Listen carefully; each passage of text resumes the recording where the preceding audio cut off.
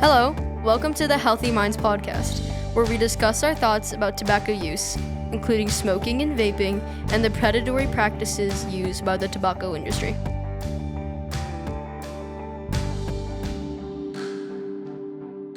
Hello, my name is Dylan. And my name is Bomishay, and this is episode 1 on how tobacco companies target youth. And today we have our two guests, Shayla. and Serena. Hello. Hi. So the main, one of their vape companies, I don't know which one, but we have heard this from multiple different sources and accounts that have taught us about how the science of these products work. And they say, as one of their punchlines, or not punchlines, what is Mottos. The word? Mottos, yeah, they're mottos, their quote. Hook them while they're young, and you'll have a customer for life. We did a statistic out of this. If you start by the time you're 18, all the way till 75, spending enough money to buy a pack a day, you will spend $300,000 in that time. The average U.S. salary is $64,000, which is 8% of the average U.S. salary, which could be a bad thing since $300,000 could be used to buy a house or a renewed car, a vacation.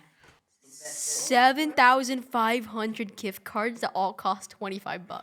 Exactly. Or just personal benefits at all, like clothes or anything. That's why it's so bad. Especially because they are making these toy-like nicotine products. they have one that it looks like a guitar.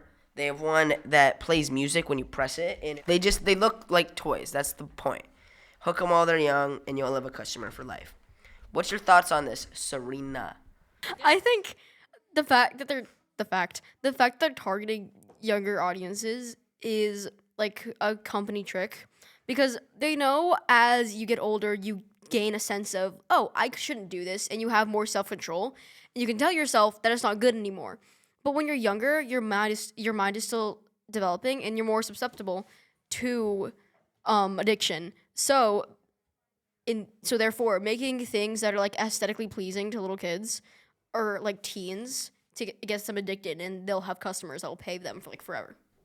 What's really bad about this is that they know this. These tobacco companies, they know about this. They're conscious of it. They've even possibly, they know about it, They have millions of dollars, not them donating it, but there's millions, possibly even billions of dollars going to these companies, and they know it's unhealthy. They know it's bad, but they still are doing it to kids to get money. They're still doing bad things, meaning how environmentally they do not care. They care about money, and they're powerful with money. And going back to how kids know it's bad, but they still want to do it. If they do start doing it, even if they get older and know that it's wrong, because of addiction and because of the nicotine, they're going to keep doing it even though they don't want to. That's just how humans work. And that's how nicotine in humans work. It's an addictive substance that just makes you keep going and going. Now, about 60% of all of the vapors and smokers get sicknesses from it. Liver disease, lung disease, heart disease. Some of them even have brain disease because of all the stuff like anxiety and I don't know. And need to be put on medicines and things. Now, this is bad, and this is what the tobacco companies know, and they still target it to money.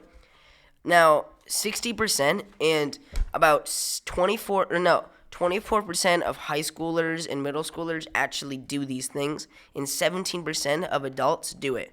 So in all, about 20% ratio of people that you see probably do these things and have a 60% chance that they will have these issues.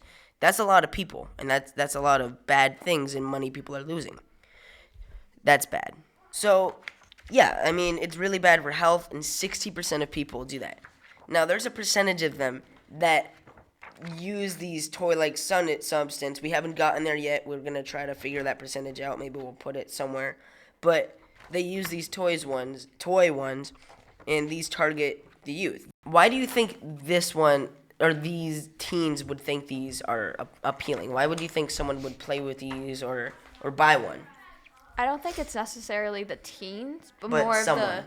the younger, much younger audience. And it's mainly because of the neon colors, the fun fonts, The music. the music player especially since like music is an everyday thing in our life, and there's a lot of popularity gaining around CDs, vinyl, stuff like that. Bro, it just plays like childish music. It plays like the SpongeBob theme or something. And that's why they have like the colors. You would think children wouldn't like want them or like think that it'd be stupid to like advertise these. But if you think about it, young children are really susceptible to like colors and like things that look fun. So if they get hooked so easily, it's gonna be like 20, like maybe 50 years of just like smoking and just all of that. Yeah. That's a really good point. Serena, what do you think about this that? About the photos? Yeah, and the photos Okay. and the percentages and the money and everything. The health, Um, everything. well, Big it's, picture. one, really dangerous, and I'm pretty sure like taking this is gonna shorten your life expectancy by like, I don't know, 20 years or something. The thing that I don't know actually. Hold on. the thing that we talked about when we did the percentage on the 18 to 75, we all thought about, well, if this gives you these issues, how do we know they're going to live that far into life? The percentages of that are way lower. The average age for people who do it from 18 are 50 and 60. And people who get really addicted to it in their Yeah. 30s and 40s, well, it's still in the 50 to 60 range. Meaning that you won't even get to live that long if you do this. Yes. So you won't even get that amount of money, but you'll be spending money on hospital bills and all of that stuff. And like you are even like you are gonna die soon. And like even when you're younger, you think it's not gonna do much to you. When you're younger, the amount of things you can do are like shortened by like a bunch. So like if you want to do basketball or like if you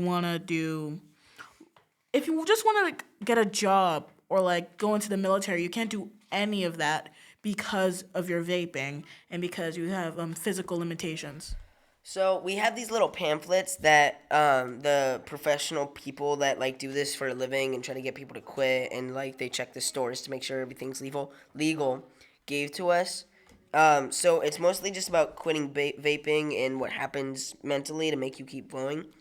So it says a couple of things. It says there's two parts. There's check your vaping to see if you're actually addicted and how to get rid of it. So I'm gonna read the first part. If you like have a strong craving to vape, these things get in your head, your dopamine receptors, and they mess with your brain to make you want more. They can make you feel angry, irritable, or restless. Just need it. You know, you need that energy, that thing. I don't know how to explain it.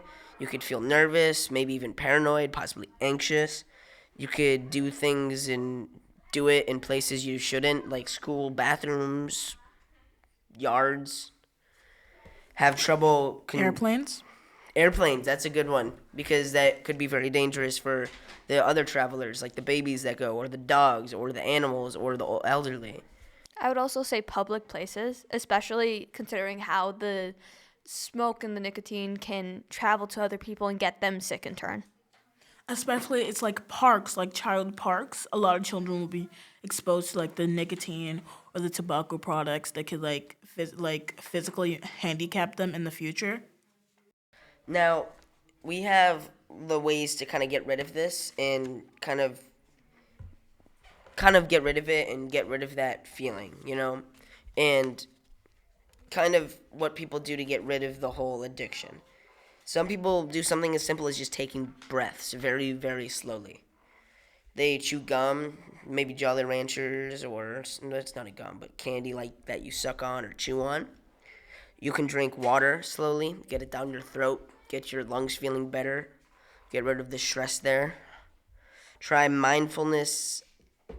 I don't even know what that means. Like meditation. Yeah, meditation. Try meditation. Exercise. Go for a run. Go for a walk. Another thing I would like to talk about was like the kid advertised things. When I was like younger, I saw a really cool, colorful pack of lighters, right? I asked my dad because we were looking in the store, and I was like, I really want those. They're really colorful and they look like toys. And then my dad was like, those are a pack of lighters. And I was like, oh, those really look like toys. I thought those would be cool. Since I picked them up, I looked at them and I thought they'd be cool. So just imagine that, but like with a vape. And like, And then it also on the front it says, oh, it plays music, same colors. It says, oh, it has a flavor. It's like candy, yeah, toys. If it was like especially if they had like a flavor or like had like a childish gimmick, that will like want the child to buy it even more. And if the parent doesn't like care enough or like doesn't expect it enough, or maybe like a child's like by themselves, or maybe like a younger person with like money walking into a shop and could just like buy a vape, and it's like it can just like, get really bad for like someone so young age and still be so restricted from something else. Now there are other companies out there, like the lady who gave us the whole research thing. She said that she would go to the gas stations or the smoke shops and stuff, and she would make sure that everything's in a way that kids can't really touch it or get to it. So what she does is she goes to these companies and she makes sure that everything's clean and that kids can't actually get to it. Before these companies existed, like back in possibly the 80s, maybe even before that, they looked at this stuff and it would just be on shelves. It wouldn't be in the back of the store. Now they've put it on the back of the store. They're locked up. They need to see the ID. So they are trying to get rid of it, kids. Now these companies are probably trying to fade into getting rid of the addiction part of things to actually just stop this thing all in all and destroy these companies, which is really good. For like marketing reasons to like stop it, they like a person that like looks at a product and make sure it's like their kid wants it and make sure it's not something bad. They could check like if there's nicotine or like tobacco or any other like deadly addictive poisons to like stop their kid. Or maybe if their kid's going outside, they can go on like video call or something and like with the child and like force them to look at all the labels to make sure they're not buying a vape. Serena?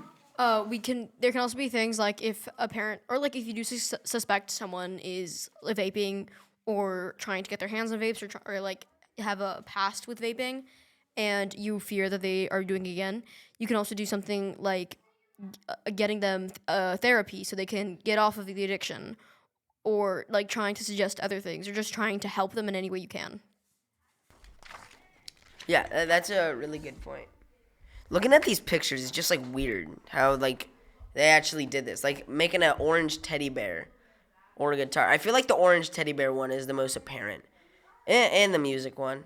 But like, even if like they do make those to stop the marketing, you could just look at the labels and everything. Like even if your kid does look at it, make sure you double check before like throwing it in your cart and like making it so your kid buys them. Agreed.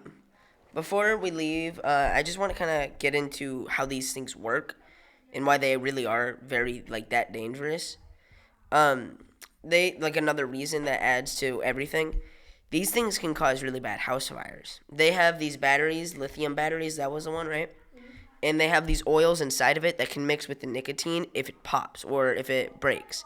And those things break very easily under all the pressure they're on to stay in the machine, plus all the heat. They can pop really easily, break, it hits that. The next time you use it, a fire could start and it could flame up in your hands and really hurt your hand, which is obviously bad. You don't want third-degree burns on your Or it could like land in your, or it could catch fire in your pocket or in your purse. Imagine you're going to like a special event with like a vape on you and like your purse or something, and it starts catching on fire.